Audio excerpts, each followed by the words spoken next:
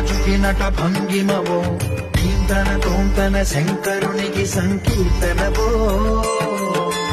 ఈశ్వరుడే అనునిత్యం తనలో తలచుకునే ఓంకారమువో శివ హృదయం కరిగించే ఆ పంచాక్షరివో ఈ మదిలో